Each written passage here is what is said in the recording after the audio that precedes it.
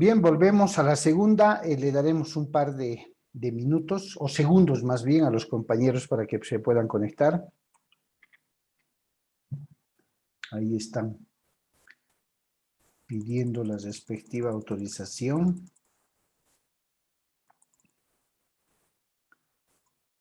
Bien, mientras se conectan, reiteramos la pregunta. Y me decían que sí, que si habían visto en alguna ocasión que los de ELFES, por decirles, coloquen un tensor para un determinado poste y que esté dentro de su propiedad, justo al ladito de su muro, por dentro. ¿Les piden permiso o no les piden permiso? Piden permiso, licenciado. Piden permiso. ¿Y cuál es el pretexto para pedir permiso? ¿Qué es lo que dicen? El beneficio común. ¿Qué más? Esa es una palabra clave. El beneficio o la utilidad común.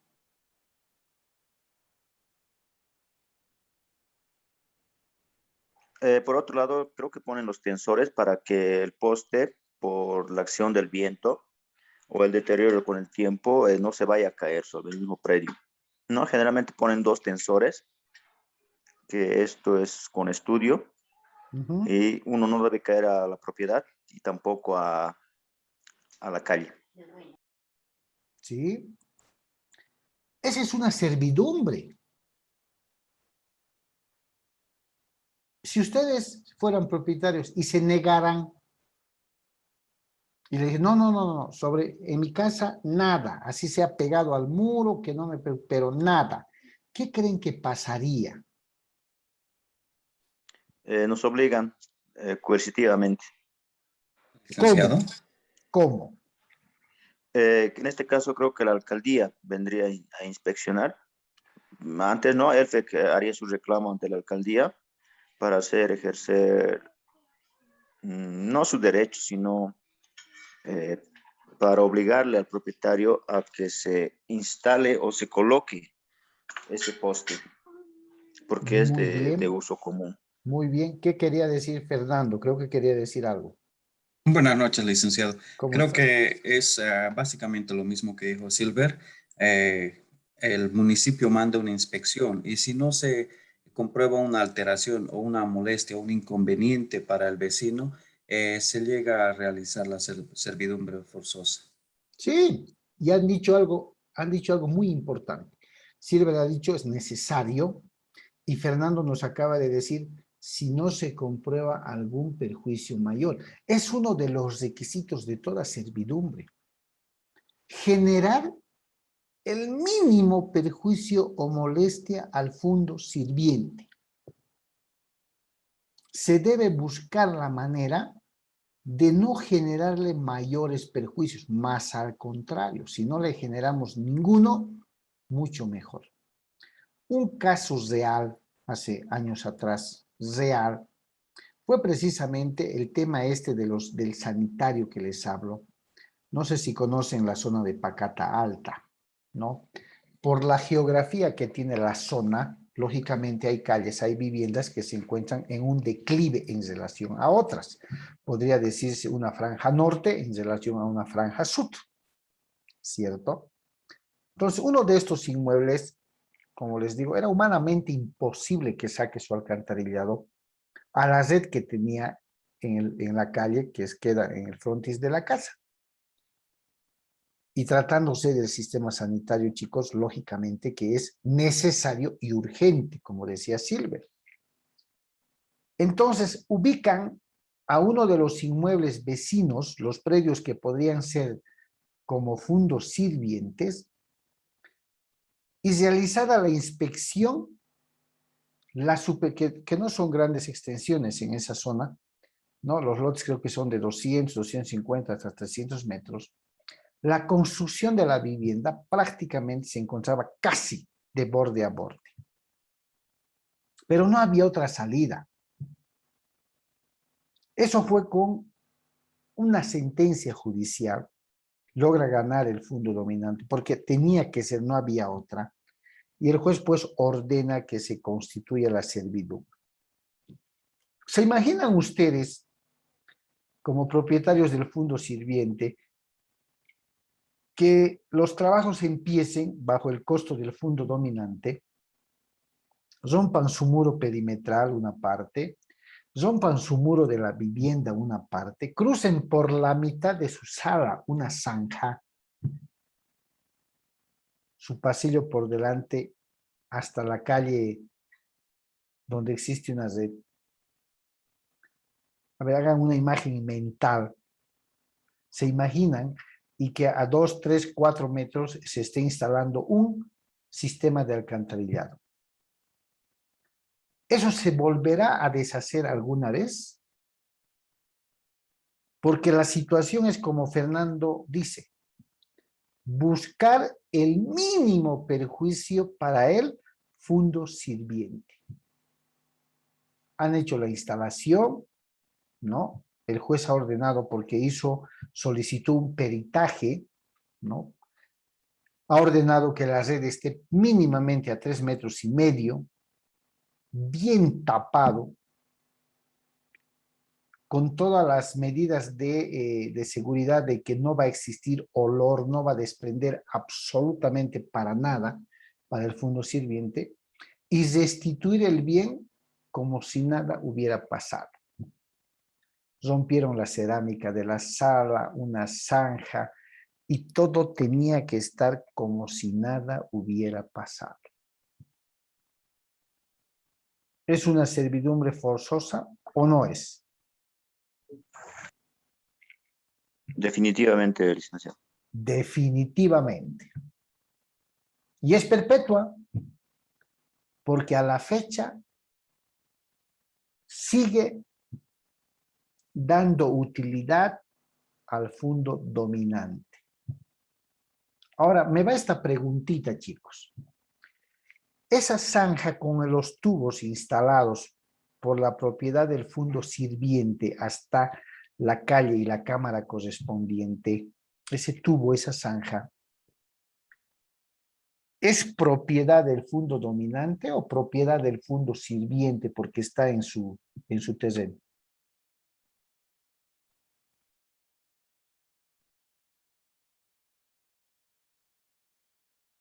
¿Qué creen? Del fondo dominante, doctor. Ya, se respeta, sin ningún temor, chicos. Todo comentario sirve.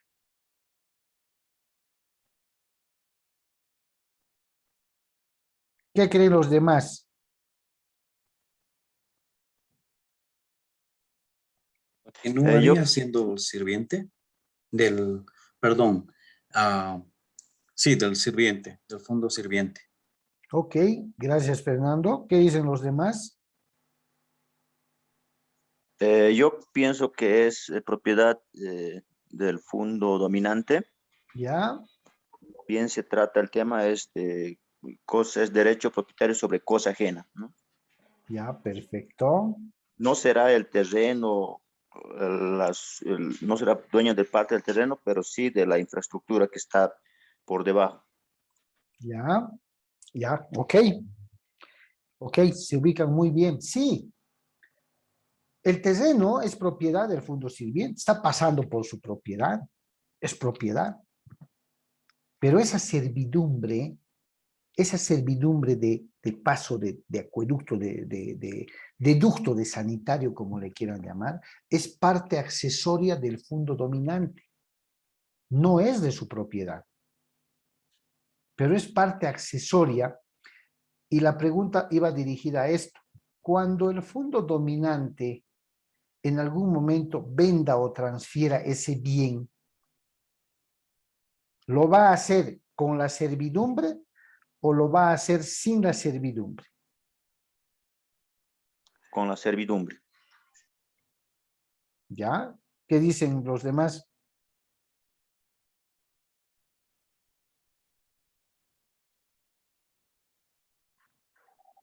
Con la servidumbre. Pero ¿y cómo podría vender con una servidumbre si no es de él? Es una parte accesoria. Vitalicio. ¿Ah? ¿Por qué es vitalicio? Sí. Es Fíjense, perpetuo.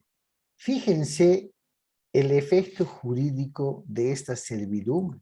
No es propiedad del fondo dominante, pero es una parte accesoria imprescindible.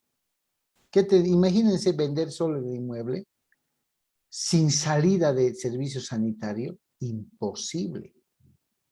De ahí que viene el nombre de fondo dominante y fondo sirviente. ¿Qué papel juega el fondo sirviente? Soportar, acceder, ¿cierto? ¿Sí o no? Entonces, fíjense en este, adelante Fernando, antes. Licenciado, no, continúe, que me gustaría hacer una pregunta en casos internacionales. A ver, Ah, entonces, estamos hablando que lo que aconteció con las aguas del Silala es exactamente lo que estamos tocando fondo. sí, sí, muy similar. Y si ustedes estuvieron al tanto de ese problema que sigue en la Corte de la Haya, ¿cierto? Entiendo que todavía no hay fallo, ¿no? ¿Qué alegaba Bolivia?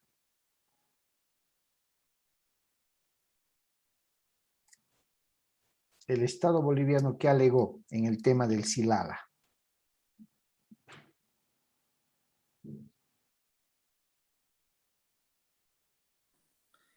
Creo que entre unos era el patrimonio territorial. Sí. Alegó que era una vertiente que nacía en territorio boliviano y que por tanto esas aguas le pertenecían al Estado boliviano. ¿Cierto? Que no eran aguas internacionales, que no eran aguas recurrentes que pasaban por ese acueducto y por su curso y flujo normal llegaban a territorio chileno. ¿Cierto? Eso alegó el Estado boliviano. Y Chile alegó lo contrario. Como Fernando dice, lo consideraron aguas internacionales. A ver, si hacemos esa comparación, ¿Chile sería el fondo dominante o el fondo sirviente?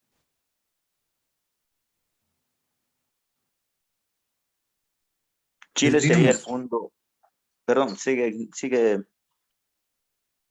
licenciado, tendríamos que ver en este caso, ¿no? Por eso es que no hay una determinación actual.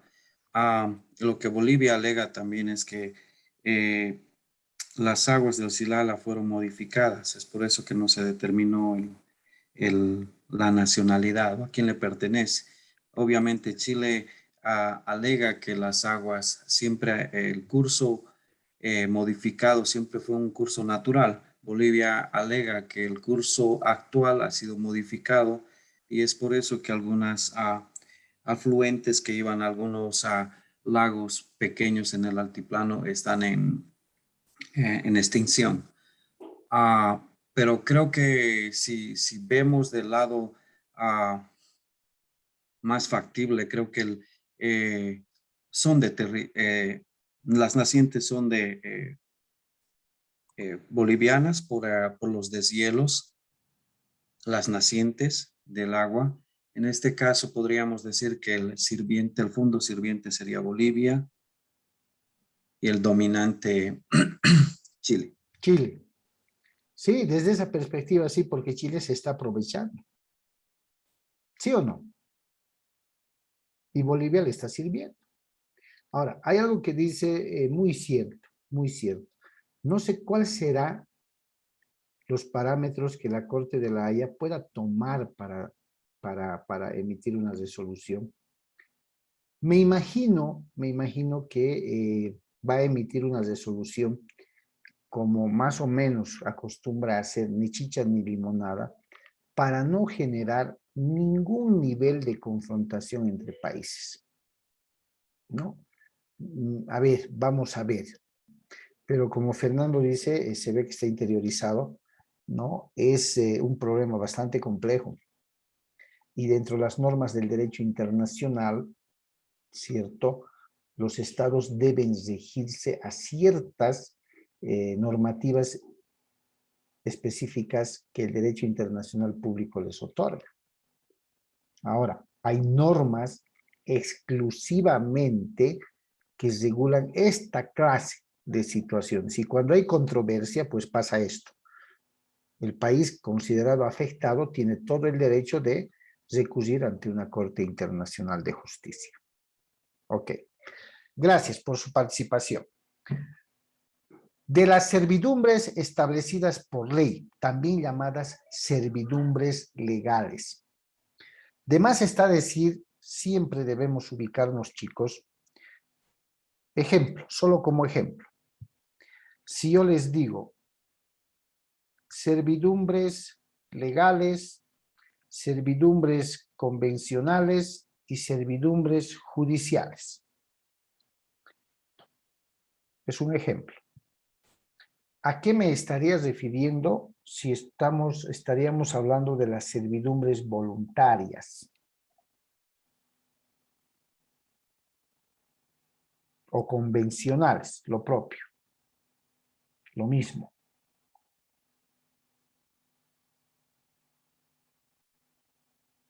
¿O a qué me estaría refiriendo si estuviéramos hablando de las servidumbres legales o de las judiciales?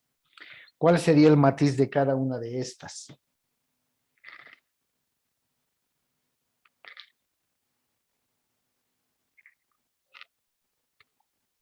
Y estos términos funcionan en todo lo que es derecho, chicos. Si les digo, a ver,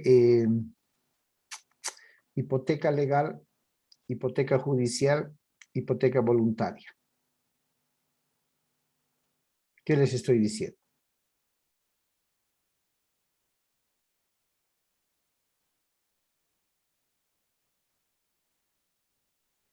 Que existen 3 tipos de hipotecas. Perfecto. ¿Por qué legal? ¿Por qué ese término legal? ¿Por qué el término voluntario? ¿Por qué el término judicial?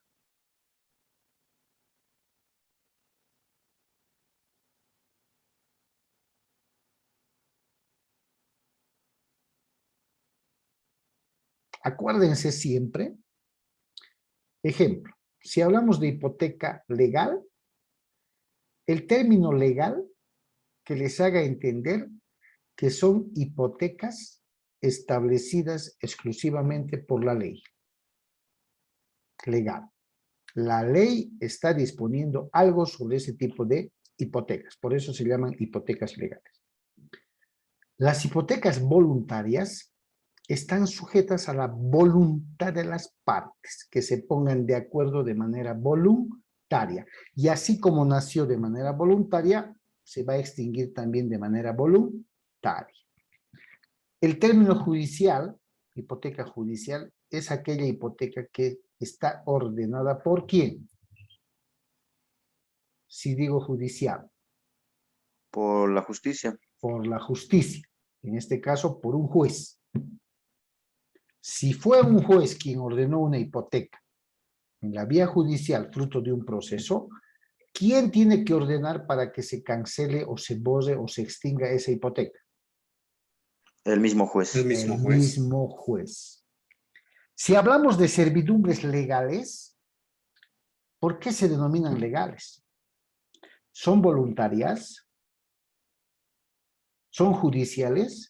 ¿O es porque expresamente la ley está determinando ya el cómo? Porque la ley está expresando realmente el cómo. El cómo. Y funciona en todo, chicos. En todo lo que van a ver en derecho, va a funcionar. Entonces, cuando vean el término legal, esta es una disposición de la ley.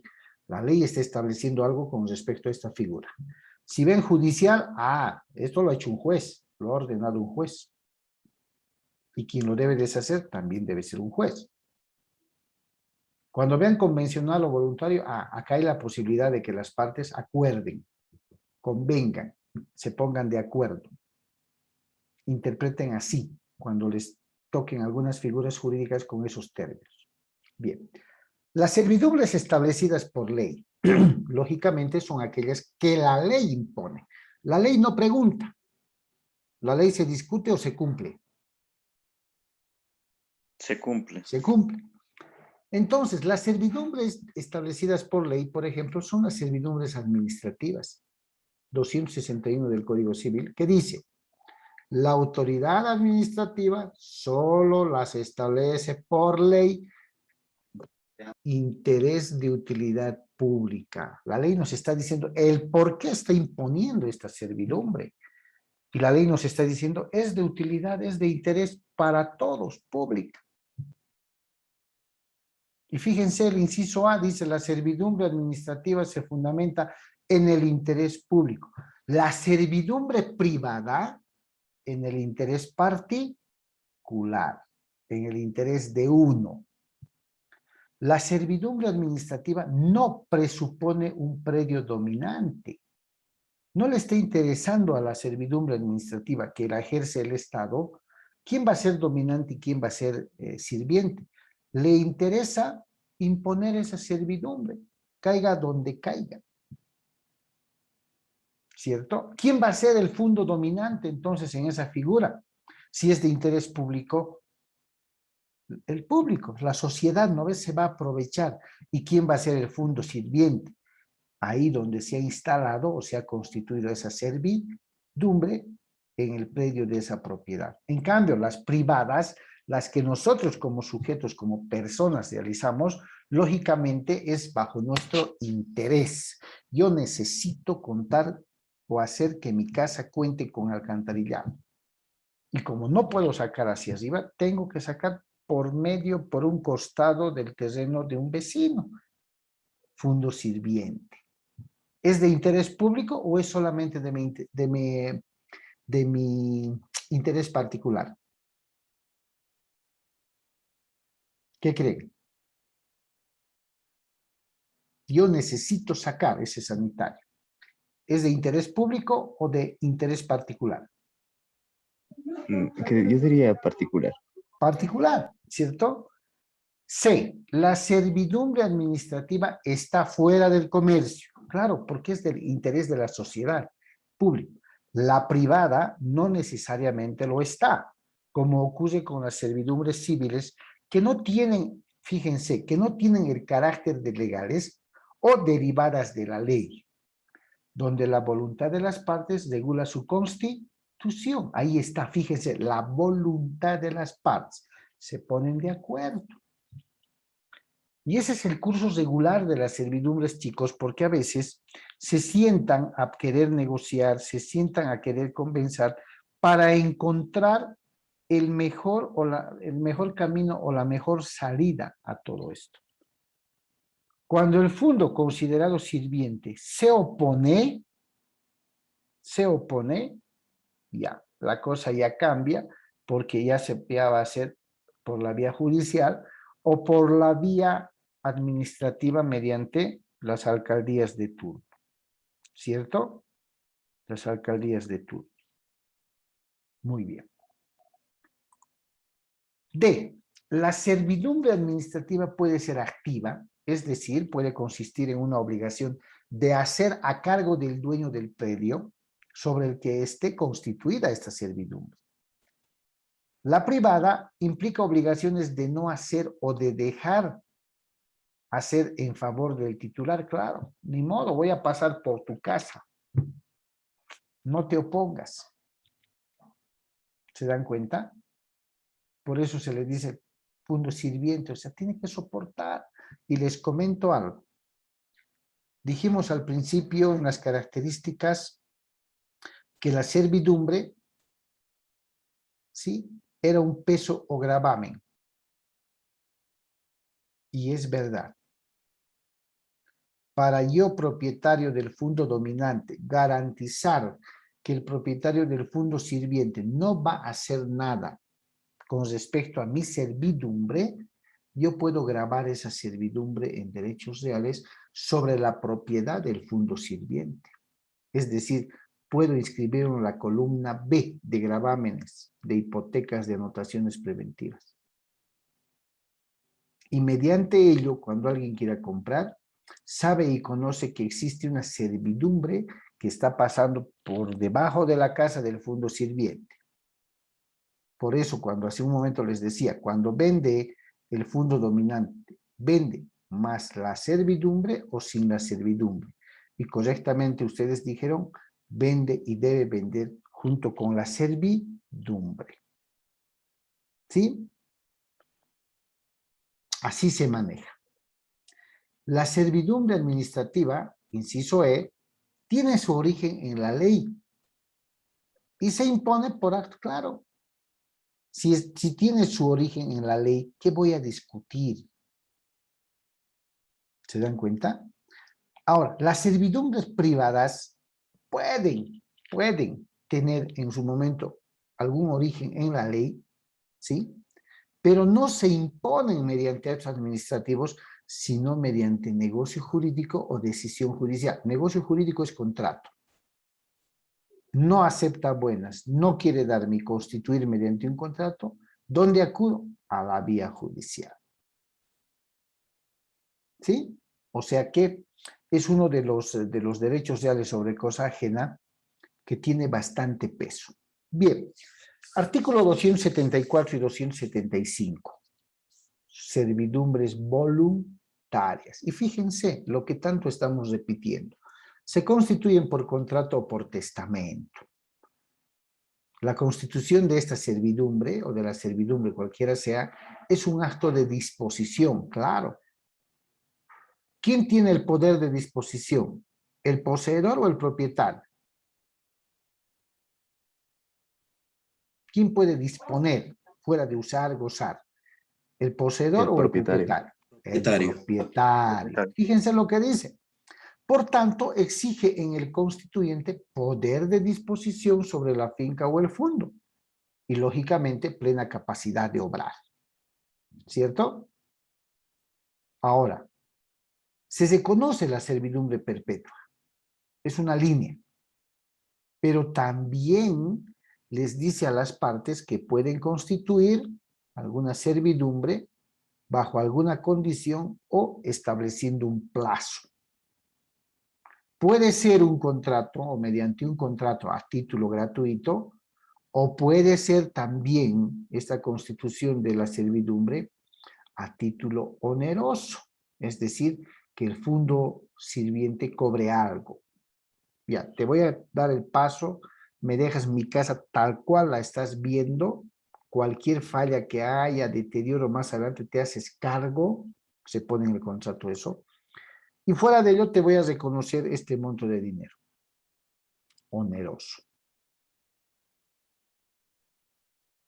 ¿Cierto? De ahí se desprende que la servidumbre se puede constituir entre vivos, pero también si hay testamento, mediante sucesión mortis causa. ¿Qué quiere decir?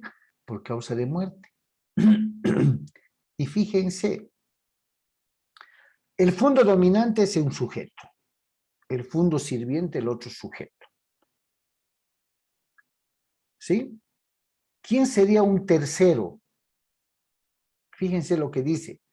Para que la servidumbre produzca efectos frente a un tercero o a terceros, es necesario su inscripción en el registro de derechos reales. Justo lo que hablábamos. ¿Quién sería el tercero? El comprador. Exactamente. Para que el comprador sepa, se puede inscribir en derechos reales.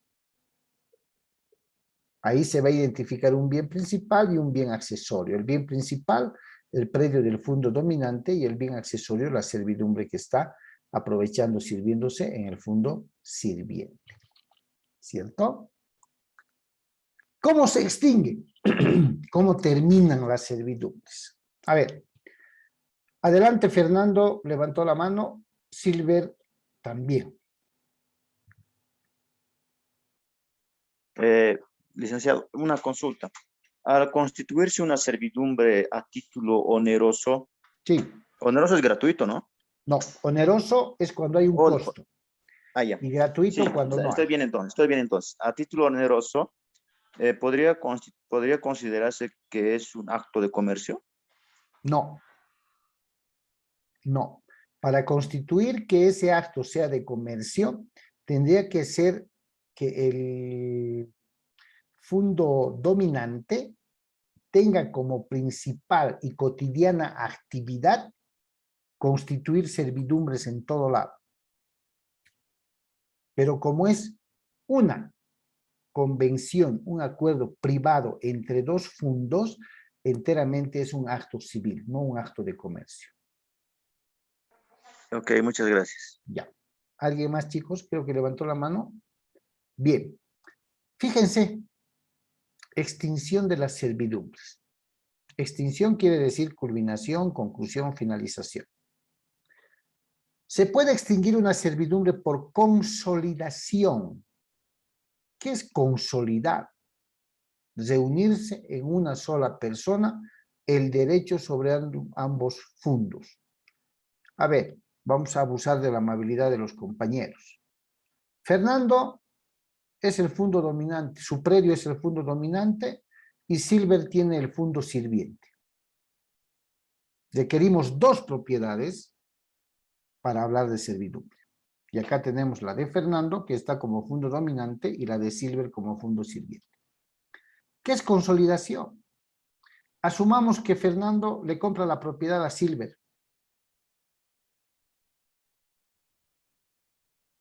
¿Hay dos propiedades distintas o se van a consolidar en una sola? Fernando va a ser propietario de lo que ahora habíamos estado viendo como fondo dominante y como fondo sirviente.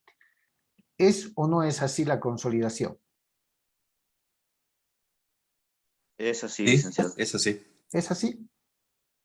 En una sola persona, en este caso Fernando, que lo estamos usando como ejemplo, al comprar el predio perteneciente a Silver, en la persona de Fernando se reúne las calidades de fondo dominante y fondo sirviente. Entonces ya no hay. ¿Por qué? Porque el requisito para hablar de servidumbre es la existencia de dos propiedades. Al existir una sola, porque se lo ha comprado y estando lado a lado se convierte en una, entonces damos paso a la consolidación. Renuncia. Puedes denunciar por lo general el fondo sirviente o el fondo dominante. El dominante. El dominante. Claro, se está aprovechando y ya no quiero más, ya renuncia por X o Z motivo. Prescripción. Si yo he constituido una servidumbre y no la he usado, no la he ejercido en 5 años, mi derecho se ha perdido, por tanto, ha prescrito. ¿Sí? Y el propietario del fondo sirviente incluso puede solicitar que todo vuelva a la normalidad dependiendo de qué tipo de servidumbre se ha constituido. Y la falta de utilidad también es una manera de extinguir. Si no la está usando, si no es útil, se extingue. ¿Sí? Esa es la forma de extinguir las servidumbres. Ahí está. A ver, para que veamos mejor, voy a ver dónde llevo esta mi cámara. Vamos a ver. A ver, aquí o aquí. Aquí creo. Aquí. Ahí, bien ocultita. Fíjense esto, chicos. Pueden ver, ¿no? La diapositiva.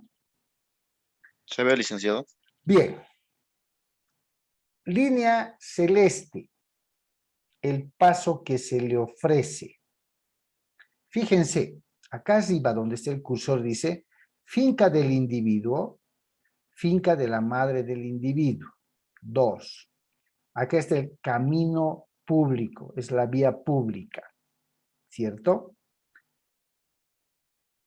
Esta finca que está con café, ¿tiene alguna salida visible a una calle, a alguna avenida?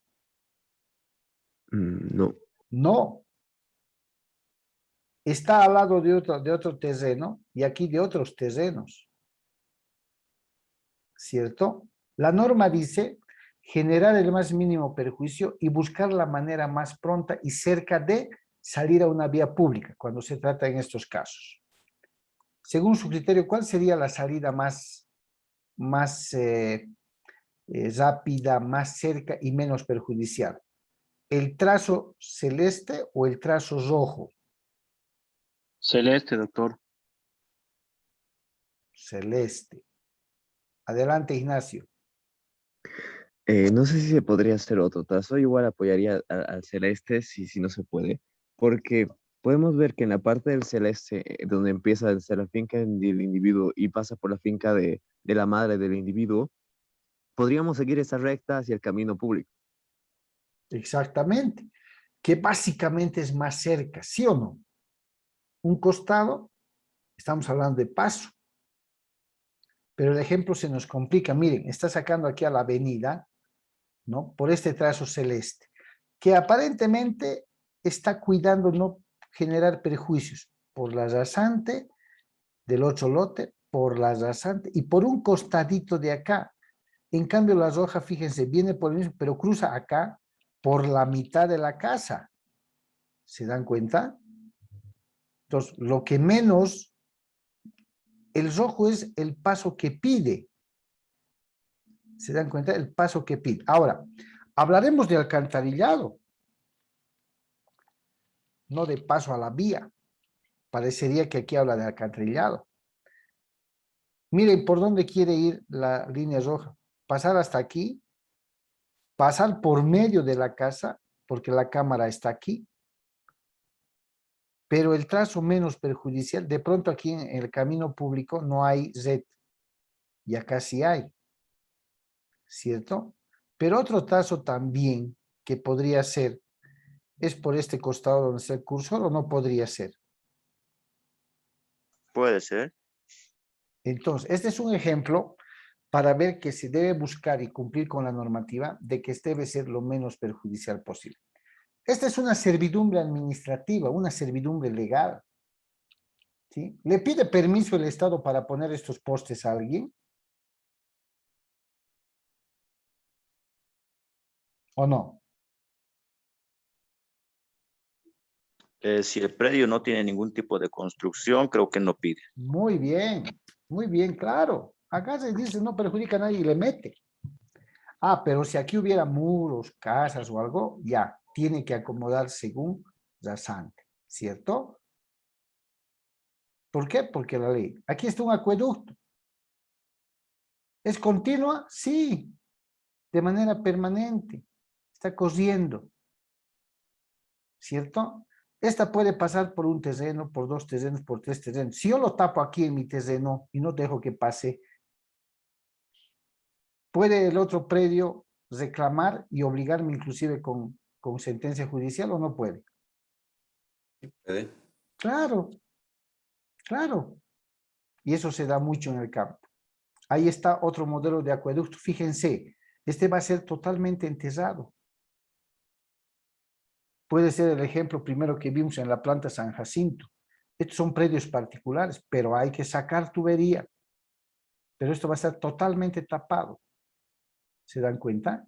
Debe garantizarse el menos perjuicio al fondo sirviente. Bien, ese es el tema de la servidumbre, chicos, que al principio parecía ser algo árido, ¿cierto? ¿Qué será? Pero fíjense la importancia que tiene. Es un derecho real sobre cosa ajena.